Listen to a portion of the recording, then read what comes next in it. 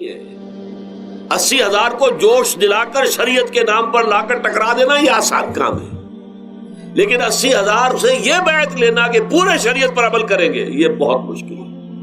یہی تو وجہ ہے ہمارا قافلہ اگر سست گام ہے تو کیوں ہے. ہم یہ کہتے ہیں کہ پہلے میدان میں آنے سے پہلے اپنی ذات پر اپنے گھر میں دین نافذ کرو پھر باہر نکلو.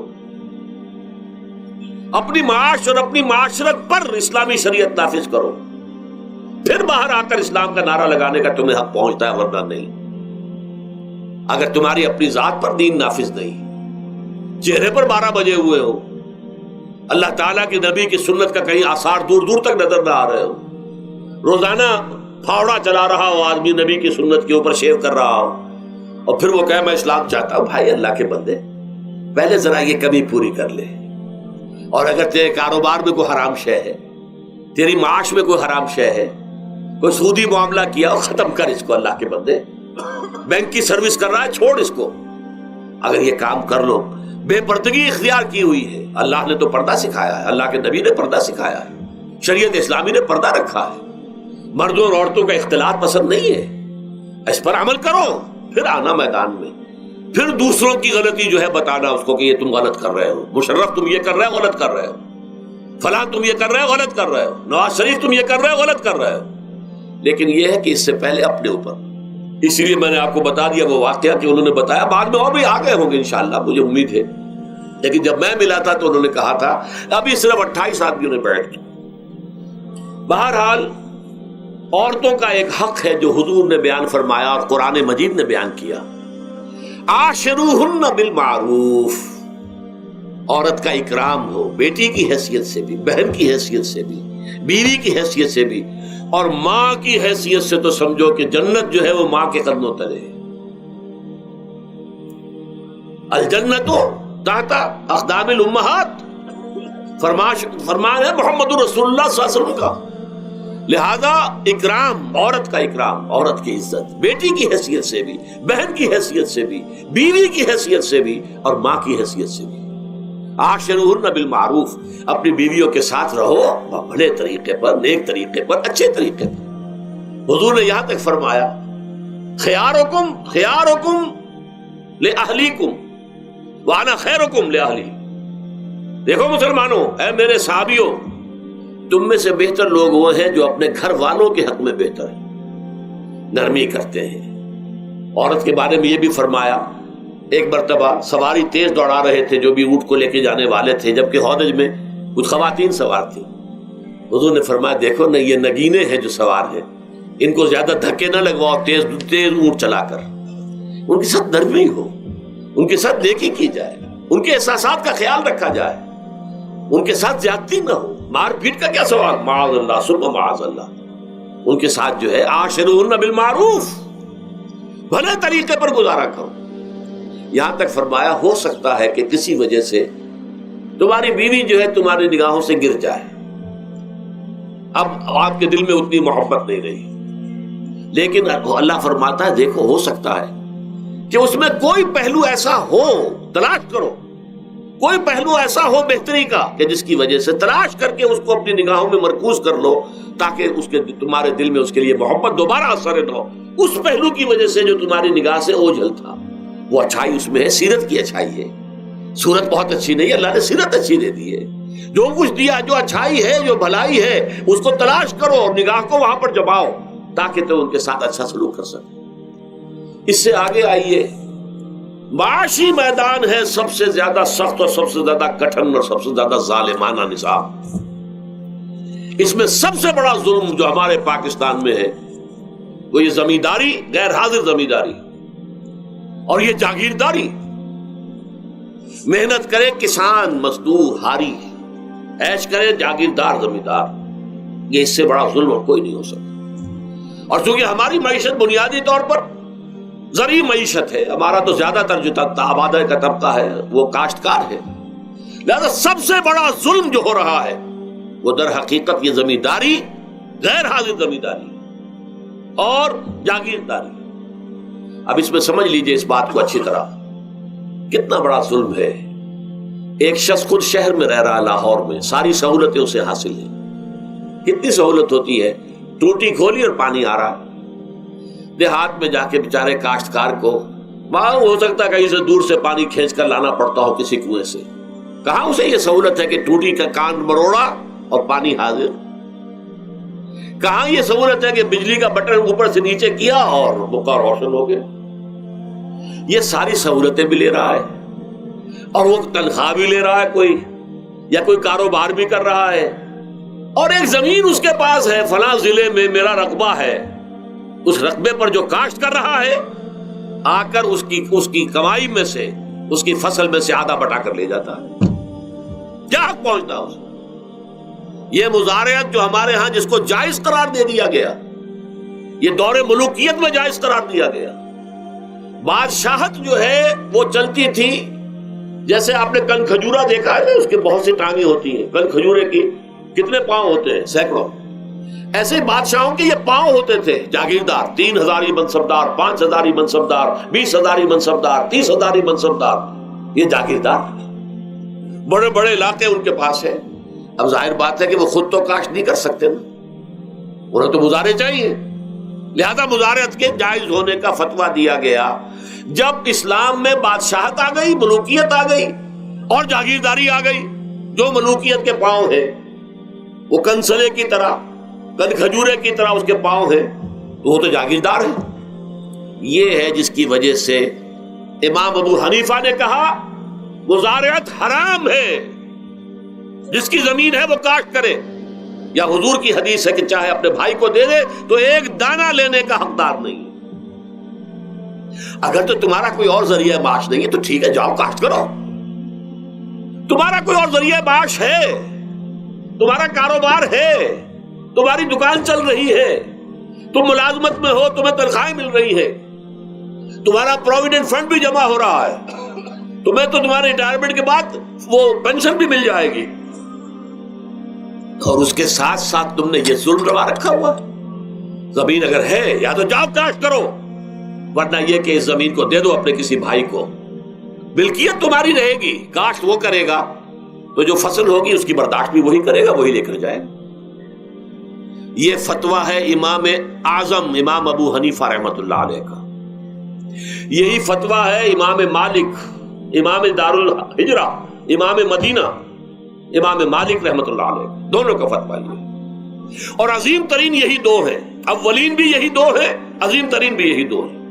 امام شافعی بھی شاگرد ہیں امام مالک کے, امام احمد ابن حنبل شاگرد ہیں امام شافعی کے. ٹاپ پر کون ہے؟ امام ابو حنیفہ, ان کے شاگردوں میں قاضی ابو یوسف اور امام محمد امام ظفر. ادھر امام مالک, ان کے شاگردوں میں پھر امام شافعی, پھر ان کے شاگرد امام احمد ابن حنبل. ٹاپ پر دونوں یہ کہہ رہے ہیں کہ حرام, مزارعت حرام, جس کی زمین ہے خود کاشت کرے. یہاں یہ ہے کہ خود کاشت نہیں کر سکتا تو اپنے بھائی کو دے دے, بس ٹھیک ہے, اس میں سے کوئی حصہ لینے کا وہ حقدار نہیں ہے.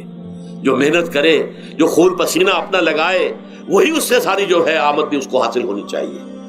یہ مجھے حال ہی میں, یہ آپ کے علم میں ہونا چاہیے, یہ فتویٰ دیا ہے قاضی ابو یوسف اور امام محمد نے, مزارعت حلال ہے, جائز ہے. شرطیں لگائی انہوں نے کہ بیج بھی زمیندار دے, کوئی جانور وغیرہ ہے تو وہ بھی زمیندار کا ہو, اگر کوئی ٹریکٹر ہے تو اس کی بھی پیمنٹ جو ہے زمیندار کرے. یہ ہے شرطیں, یعنی اس کا کوشش کی ہے کہ اس جاگیرداری کا ڈنک جو ہے کم ہو جائے, اس مزارعت کے اندر جو مضرت ہے وہ کم ہو جائے. لیکن یہ کہ اصلاً اسے جائز قرار دے دیا. ہمارے ہاں کون شرطوں کو کون دیکھتا ہے, آداب کو کون دیکھتا ہے, قواعد و ضوابط کو کون, ہنیئن مریا, جیسے کہ ماں کا دودھ پیتے ہیں ایسے ہی یہ مزارعت کی جو آمدنی ہے اس کو کھا رہے ہیں. حرام ہے, حرام ہے, حرام. حال ہی میں ابھی ملاقات ہوئی میری مولانا زاہد الراشدی صاحب, آپ کے بہت قریب گجرانوالے میں, جو اس کی سب سے بڑی مسجد ہے, اس کے خطیب ہیں. انہوں نے بتایا ملا علی قاری نے بھی یہ لکھا, جو بہت بعد کے حنفی جو ہے وہ فقیہ ہیں, کہ دلائل تو وہی ہیں جو امام ابو حنیفہ نے دیے ہیں, دلائل تو ان کے ساتھ ہیں, لیکن مصلحت ہے جو جس کے تحت یہ فتویٰ دیا گیا. یہاں تک کہ مولانا شبیر احمد عثمانی کے ساتھ دستے راست سمجھ لیجئے, ظفر احمد عثمانی رحمۃ اللہ علیہما, انہوں نے بھی یہ لکھا ہے کہ دلائل تو امام صاحبی کی رائے کے حق میں جاتے ہیں, لیکن یہ کہ ہمارے ہاں تقلید کا ایسا ایک قلادہ گردنوں میں ڈال لیا گیا ہے. کیونکہ ہمارے بزرگوں نے فتویٰ دے دیا، قاضی ابو یوسف نے، امام اور قاضی اور امام محمد نے، لہذا فتویٰ تو اسی پر چلے گا. میں نے ان سے بات کی ان کا ڈٹ کر، میں نے کہا میدان میں آئیے نا، کام کیجیے. جب تک یہ مزارعت ختم نہیں ہوتی ہے، جب تک جاگیرداری اور زمینداری ختم نہیں ہوتی ہے، اس ملک میں کوئی سیاست صحیح آ ہی نہیں سکتی. یہ سیاست تو وڈیروں کا، جاگیرداروں کا، بڑے بڑے زمینداروں کا کھیل ہے. یہ آپ نے پتہ نہیں نام سنا ہے کہ نہیں، میوزیکل چیئرز گیم، یہ ہوتا ہے ان کا کھیلنے والوں کا. بہت زیادہ دولت والے جو ہیں ان کا کھیل ہے. ان کو کام تو کوئی کرنا نہیں ہوتا، جاگیردار ہے، اسے کو کام کرنا. وہ بیٹھ کر ایک کلب بنا رکھی ہے، یہ پارلیمنٹ کیا ہے، کلب ہے. وہاں بیٹھ کے وہ اپنا وقت گزاری کرتے ہیں. یہ پوائنٹ آف آرڈر آ گیا ہے، اور یہ جو ہے ہماری حقوق جو ہے، پریولیج موشن آ گئی ہے، وہ کرتے نہیں گفتگو بیٹھ. تو یہ جان لیجئے کہ یہ ظلم کس نے کیا ہے؟ یہ خود کردہ ہے. یہ ہم نے اس نظام کو برداشت کیا ہوا ہے. جب تک ہم نہیں اٹھیں گے یہ نظام ختم نہیں ہوگا. خود کردہ کا علاج خود ہی کرنا ہوگا. یہ غلط نظام جو چلا آ رہا ہے، جب تک اس کو ہم بدلیں گے نہیں، اس کو ختم نہیں کریں گے، اس وقت تک یہ ظلم کیسے ختم ہوگا؟ اس سے آگے آئیے، ایک ہے کارخانے دار. کارخانے دار کو اور مزدور کو آپ نے چھوڑ دیا کہ باہم طے کریں. کارخانے دار کہتا میں تو صاحب آپ کو 15 روپے دوں گا، کام کرنا ہے تو کریں، نہیں کرتے تو نہ کریں. آپ نے زیادہ سے زیادہ یہ کیا کہ نہیں، یہ ویج بہت کم ہے. آپ نے ایک یونین بنا لی، کچھ ہڑتال کر دی. اچھا ہڑتال کر دی، 10 دن کی ہڑتال کے بعد غریب مزدور کا تو بچہ ہو سکتا ہے بھوکا مرنے لگے. کارخانے دار کی صحت پہ کوئی اثر پڑے گا؟ اس میں لاکھوں ہیں، کروڑوں ہیں، اس کی صحت پر کوئی اثر نہیں پڑتا. لہذا یہ ظلم ہے. اس ظلم کا علاج کیا ہے؟ اگر یہ ضمانت ریاست کی طرف سے ہو، حکومت کی طرف سے، کہ اگر تمہیں تمہاری مناسب مزدوری نہیں ملتی مت کرو کام، لیکن تمہارے بچے کو بھوکا ہم نہیں مرنے دیں گے، تمہیں سبسسٹنس الاؤنس دیں گے، ان ایمپلائمنٹ الاؤنس دیں گے، ہم زکوٰۃ کا نظام قائم کریں گے جس کے تحت کے انڈر رائٹ کر دیں گے، طے کر دیں گے، لکھ دیں گے کہ ہر شہری کی بنیادی ضروریات کی کفالت ریاست کے ذمے ہے. اب اگر ایسا ہے تو ایک آدمی پاؤں جما کر بات کرے گا نا کارخانے دار کے ساتھ. ایک امپلائی جو ہے امپلائر سے بات کرے گا پاؤں جما کر، جناب آپ مجھے تنخواہ کم دے رہے ہیں، میں کام نہیں کروں گا. لیکن اب کیا ہے، جناب آپ مجھے تنخواہ کم دے رہے ہیں، میں کام نہیں کروں گا. مالک کہتے جاؤ دفعہ ہو جاؤ. پھر وہ کیا کہتا ہے، اچھا جی میں اسی تنخواہ پہ کام کروں. اس کا تو کوئی فائدہ، اسی کی جائے کہاں. وہ مارکیٹ میں تو سرمایہ داروں کا گٹھ جوڑ ہے، انہوں نے کارٹلز بنا رکھے ہیں. وہ تو ظاہر بات ہے کہ وہ ویج نہیں بڑھائیں گے، الا یہ کہ مزدور کی پوزیشن ایسی ہو کہ وہ بھی ڈٹ کر کھڑا ہو جائے. اور وہ ڈٹ کر کھڑا کب ہوگا؟ جب اس کو ضمانت ملی ہوئی ہو ریاست کی طرف سے، حکومت کی طرف سے، کہ اگر تمہارے پاس جاب نہیں ہوگا، کام نہیں ہوگا، تمہارے پاس کوئی مزدوری نہیں ہوگی، تو تمہیں اتنا وظیفہ تو ہر مہینے ملتا رہے گا جس سے تم اور تمہارے اہل و عیال جو ہے وہ کم سے کم زندہ رہ سکو. پھر کھڑے ہو کر بات کر سکتا ہے مزدور. پھر صحیح جو ہے ان کے درمیان معاہدہ ہوگا تو وہ منصفانہ ہوگا، عادلانہ ہوگا. جب تک یہ نہیں ہے، اور یہ نظام کیسے ہوگا جب تک کہ زکوٰۃ کا نظام قائم نہ کیا جائے. اب زکوٰۃ کا بھی ایک نظام تو وہ تھا جو بدنام کرنے کے لیے زکوٰۃ کو ضیاء الحق صاحب نے نافذ کیا. وہ تو بدنامی ہے، وہ تو سود کا کمیشن ہے کہ سود میں آپ کو اگر 6% ملتا تھا تو 2.5% انہوں نے کاٹ لیا، 4.5-3.5% آپ کو دے دیے. تو سود میں سے حصہ لے لیا ہے نا. سود کو حرام کرے اور زکوٰۃ پورے مال پر، سارے تجارتی اموال پر مال زکوٰۃ لے. آپ کی دکان میں جناب 10 لاکھ کا مال پڑا ہوا ہے، 2.5% کے حساب سے دے دیجئے، کتنا من اکاؤنٹ آپ کر لیجئے گا. کوئی ایک ہے اسٹاکسٹ، آپ کے گودام میں اتنا اسٹاک پڑا ہوا ہے، اتنی مالیت کا 2.5% دیجئے. تمہاری اتنی بھیڑیں بکریاں ہیں، اتنی بھیڑیں اتنی بکریاں نکال دو. جب تک کہ تمام اموال میں سے زکوٰۃ نہ لیجیے. یہ کیا کہ بینک کے اندر جو جمع ہے اس پر سے زکوٰۃ کاٹ لی. انا للہ و انا الیہ راجعون. نام اس کا زکوٰۃ رکھا ہے اور خیرات کا ایک نظام بنا دیا. کچھ خیرات اور کچھ سیاسی جو ہے اپنا ہتھ کنڈا کہ ان کے ناظمین زکوٰۃ جو بن رہے ہیں اور زکوٰۃ کونسلیں بن رہی ہیں، وہ سب کون ہیں؟ جو ہمارے سیاسی طور پر ہمارے ساتھی ہیں، ہمارے ورکرز ہیں. اور پھر جتنے غبن ہوئے ہیں اور جتنا اس کے اندر مس اپروپریشن، سب کو معلوم ہے ہمارے معاشرے میں. آخر اگر حکومت کے جتنے محاصل ہیں وہ غبن ہوتے ہیں تو زکوٰۃ کا کیوں نہیں غبن ہوگا؟ زکوٰۃ کو آسمان سے اتری ہے، بلکہ زکوٰۃ میں سے غبن کرنا تو آسان ہے، اس لیے کہ سود میں سے کاٹا ہوا ہے. اس میں تو انسان جو ہے وہ برا بھی محسوس نہیں کرے گا کہ یہ تو سود ہے، لعنت ہے، اگر اس کو میں نے کچھ ہضم کر لیا تو کیا ہو گیا.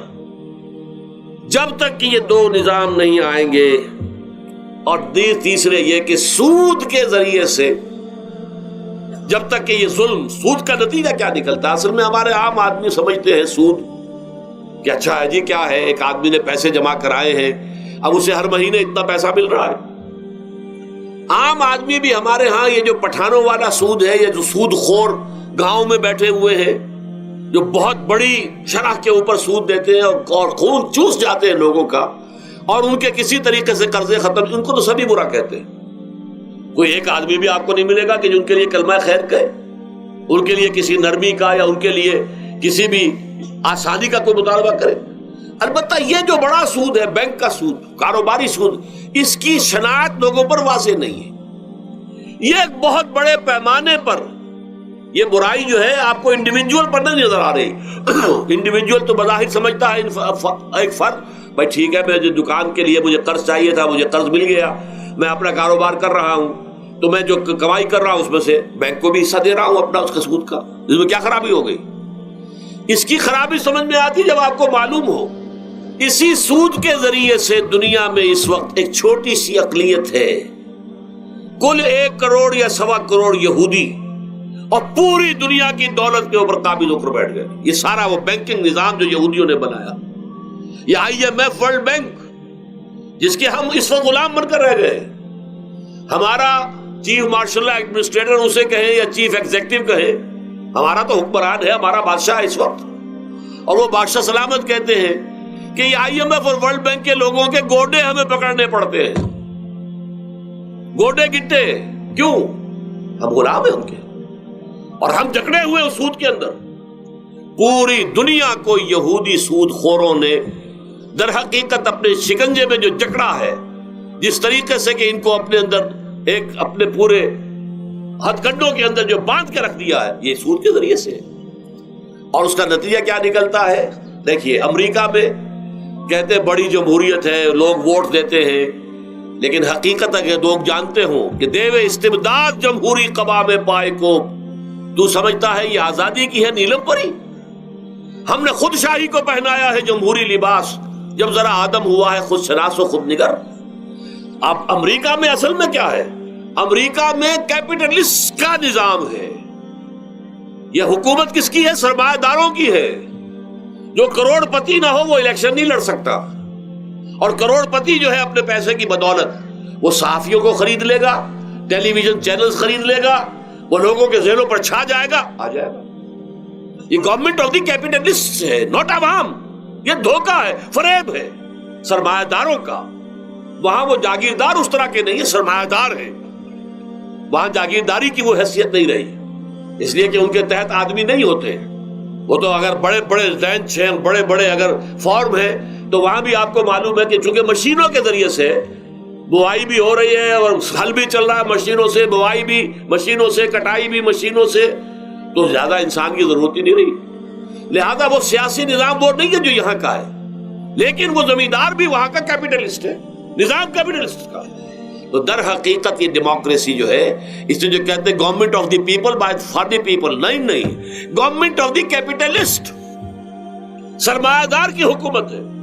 اور سرمایہ دار جو ہے اس نے اپنی کلب بنائی ہوئی ہے، بیٹھا ہے، پارلیمنٹ ہے، یہ کانگریس ہے، یہ سینٹ ہے، یہ سرمایہ داروں کی کلب ہے. باقی عوام کے لیے وہاں کیا ہے؟ واقعہ یہ ہے کہ عام آدمی امریکہ کا بھی یہ ضرور ہے کہ بنیادی ضرورتیں محنت کر کے، خون پسینہ ایک کر کے اپنی وہ حاصل کر لیتا ہے، لیکن بہت نچلی سطح پر ہے. عام آدمی وہاں بھی بہت نچلی سطح پر ہے. اور ایسے لوگ ہیں معدود گنتی والے جو 40 50 بلین کا ایک چیک لکھ سکتے ہیں، وہ سب یہودی ہیں.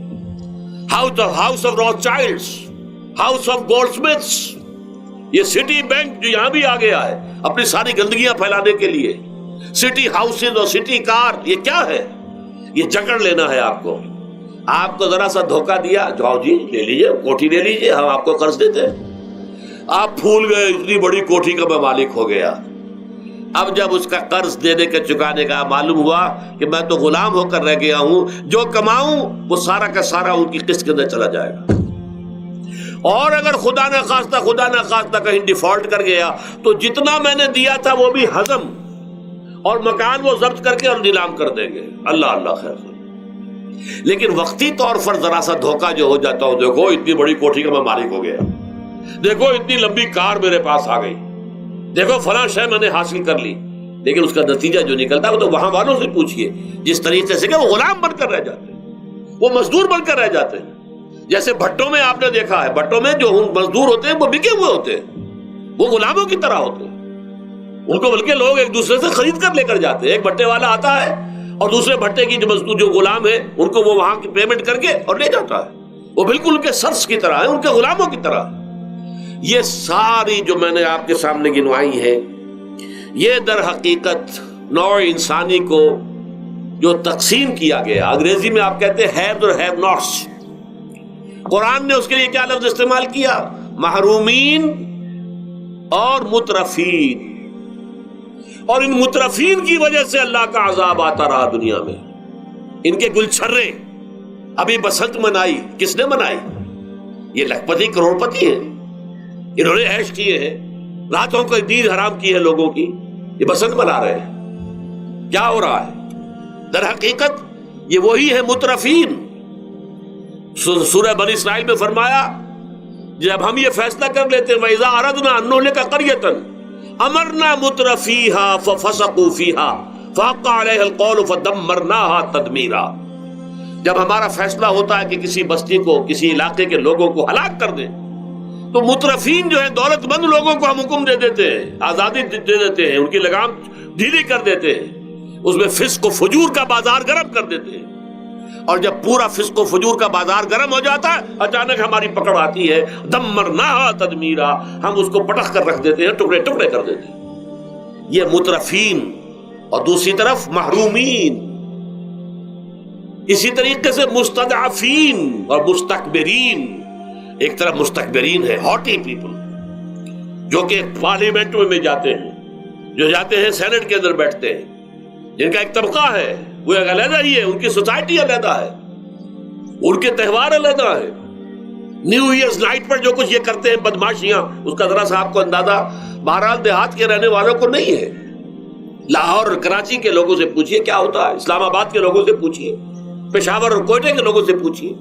یہ سب در حقیقت مستضعفین ایک طرف، مستکبرین دوسری طرف، محرومین ایک طرف اور مترفین ایک طرف. یہ سوسائٹی کو تقسیم کر کے، اور پھر تقسیم کرو اور راج کرو، ڈیوائیڈ اینڈ رول. یہ آپس میں ٹکرائیں گے، آپس میں لڑیں گے، تم ان سب کے اوپر حکومت کرو. اب ظاہر بات ہے کہ اس کا علاج میں نے عرض کیا تھا نا کہ پہلے قسم کے دکھ تو وہ ہیں جو من جانب اللہ آتے ہیں، اس کا تو سوائے برداشت کے کوئی مادہ نہیں، کوئی اس کا اور ہمارے پاس چارہ نہیں. لیکن برداشت کا حوصلہ بڑھانے کے لیے وہ ساری باتیں ایمان کے ذریعے سے ہمیں ملتی ہیں. لیکن یہ جو خود کردہ ہے، اپنے غلط نظام کی وجہ سے دکھ ہم نے پھیلا رکھا ہے، جو محرومی پھیلا رکھی ہے، جو بھوک پھیلا رکھی ہے، جو لوگوں پر ظلم کا جو ہے بازار گرم ہو رہا ہے، چاہے وہ سماجی سطح پر ہے، گھروں میں ہے، چاہے بازاروں میں ہے، چاہے مارکیٹوں میں ہے، چاہے کھیتوں میں ہے، چاہے کارخانوں میں ہے، یہ سب ہمارے غلط نظام کا نتیجہ ہے، یہ اللہ کی طرف سے نہیں ہے. وما اصابکم من مصیبت فبما کسبت ایدیکم، یہ تمہارے اپنے ہاتھوں کی کمائی ہے، تمہارے اپنے ہاتھوں کے کرتوت ہیں، تم نے غلط نظام کو قبول کیا ہوا ہے. اب اس کا علاج کیا ہوگا؟ اب علاج ایسے ہوگا جد و جہد کے ذریعے سے اس نظام کو ختم کیا جائے. اس لیے کہ یہ تو میں نے آپ کے سامنے بیماری کا بیان کر دیا ہے، علاج کیا ہے انشاءاللہ اس کے بارے میں گفتگو جو ہے